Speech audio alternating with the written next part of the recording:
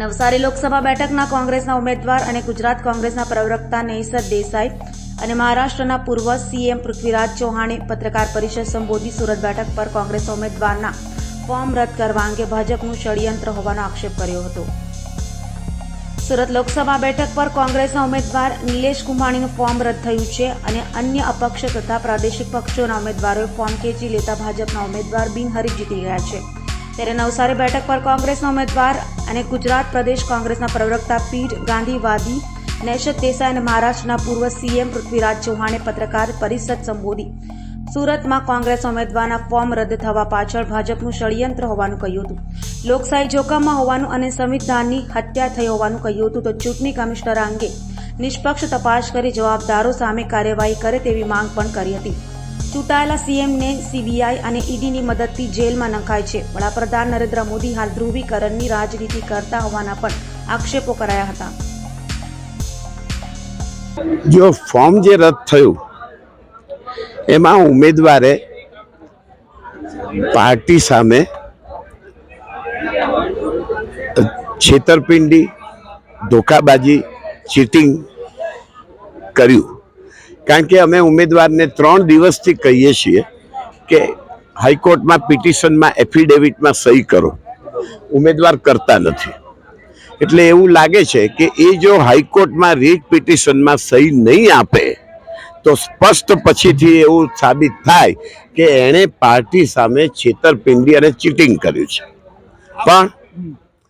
પણ આગળ જે થયું એ વધારે ભયાનક થયું। હવે જે વાત આવી બીજા બધા ફોર્મ ખેંચવાના અને છેલ્લો રાષ્ટ્રીય પાર્ટી બી એમાં એવું થયું સાહેબ, સવારે 9 વાગે હુકમ કરવાનું કલેક્ટરે કહ્યું। અમે હાઈકોર્ટમાં જઈ નહીં શકીએ એટલે હુકમ બપોરે 2:30 વાગે કર્યો। 2:30 વાગે જેવો હુકમ કર્યો ત્યાર પછી એમનું જે ફોર્મ રદ કરવાનો ઓર્ડર કર્યા પછી જે બીજા ઉમેદવારો હતા એ ઉમેદવારો લે મેરિડિયન હોટલમાં રાત્રે 10 વાગ્યા પહેલા વિથડ્રોલ થઈ ગયા। એક ઉમેદવાર રહી ગયા રાત્રે 11 વાગે, એ બસપા। જે બધા ઉમેદવાર વિથડ્રો થયા, જે ટેકેદારો વિથડ્રો થયા એ ભય, સામ, દામ, દંડ, ભેદ, લાલચથી થયા। ક્રાઇમ બ્રાન્ચે પ્રવેશ કર્યો માનનીય મોદી સાહેબના માર્ગદર્શનથી, માનનીય અમિત શાહ સાહેબના માર્ગદર્શનથી, અને ક્રાઇમ બ્રાન્ચે રાત્રે 11 વાગે બસપાના ઉમેદવારની શોધખોળ ચાલુ કરી। આજે ગુજરાત સુરતના ઘણા પેપરોએ પણ આ લખ્યું છે। એ પેપરોને વંદન સલામ કે એમણે આ લખ્યું કે રાત્રે 11 વાગ્યાથી ગઈકાલે બપોરે 2:30 વાગ્યા સુધી ક્રાઇમ બ્રાન્ચે પોતાની પવિત્ર ફરજ બજાવી। ચૂંટણી કમિશનર TN સેશન સાહેબના આત્માને શ્રદ્ધાંજલિ આપી ક્રાઇમ બ્રાન્ચે, અને માનનીય મોદીજી અને માનનીય અમિત શાહના માર્ગદર્શનમાં બસપાના ઉમેદવારનું 2:30 વાગે ગુપ્ત રીતે, ચૂંટણી બોન્ડની જેમ સંપૂર્ણ ગુપ્તતાથી, બહાર જાહેરમાં નહીં, બહાર બસપા કોંગ્રેસના આગેવાનો કલેક્ટર રૂમની બહાર હતા, મીડિયા કલેક્ટર રૂમની બહાર હતું, પણ ત્યાં બસપાના ઉમેદવારના દર્શન કોઈને થયા નહીં। પણ ખબર નહીં કલેક્ટર શ્રી, ક્રાઇમ બ્રાન્ચ, ચૂંટણી કમિશનર સેશન સાહેબે કેવી રીતે આ નિર્ણય કર્યો અને બસપાના ઉમેદવારનું 2:30 વાગે વિથડ્રોલ અપાયું।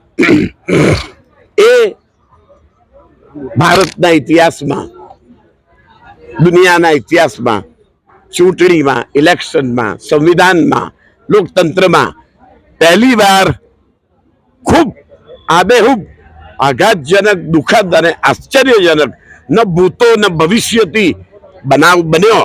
એ લોકતંત્ર આવાજ કરે છે, प्रार्थना करे छे, हे राम, हे राम, हे राम। और आपको हम इंडिया गठबंधन की ओर से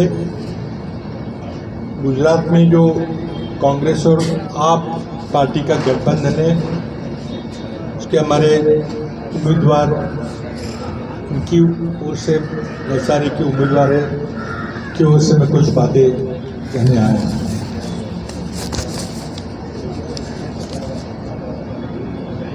नरेंद्र भाई मोदी पिछले 10 साल से भारत के प्रधानमंत्री हैं। 2014 के लोकसभा चुनाव में उन्होंने बड़े लंबे चौड़े वादे किए थे। गुजरात मॉडल की बात कही थी, पूरे देश में लाएंगे। अच्छे दिन लाने की बात की थी और पता नहीं क्या क्या कहा था। 100 दिन में काला धन पाएंगे, 50 लाख देंगे, 2 करोड़ नौकरियां हर साल, किसान की आमदनी दुगनी। अरे वादों के चलते तो जनता शायद बदलाव चाहती थी। 2014 में भाजपा को देश की 31% जनता ने समर्थन दिया, जो पहले कभी देश में नहीं मिला था, और नरेंद्र मोदी जी ने सरकार बनाई। 2019 में भी जो भाजपा का मूल समर्थन 30-31% वही रहा, लेकिन बालाकोट पुलवामा के चलते 6-7% में की बढ़ोतरी हुई और भाजपा की सरकार फिर 2019 में हमारे सामने। अब भाजपा सरकार को 10 साल हुए। जब हम तीसरी बार जनता का समर्थन मांगने जाते हैं तो जनता की स्वाभाविक अपेक्षा थी कि आपने 10 साल में जो वादे किए थे जो पूरे नहीं किए, उसके बारे में आप कुछ बताएं, कोई व्हाइट पेपर रखें। अगर नहीं कर सके तो क्यों नहीं कर सकते और नया क्या करने वाले हैं। लेकिन भाजपा सरकार ने एक व्हाइट पेपर पेश किया, लेकिन वो मनमोहन सिंह सरकार के 10 साल का, जो कि 2014 में तो उचित था, लेकिन 2024 में 2004 से 14 तक मनमोहन सिंह सरकार की बात करना तो कहाँ से बुद्धिमानी थी। तो साफ बात है कि वादे जो पूरे नहीं हुए, जो क्यों नहीं पूरे हुए, इसकी बातों से भाजपा सरकार, मोदी सरकार कतरा रही है।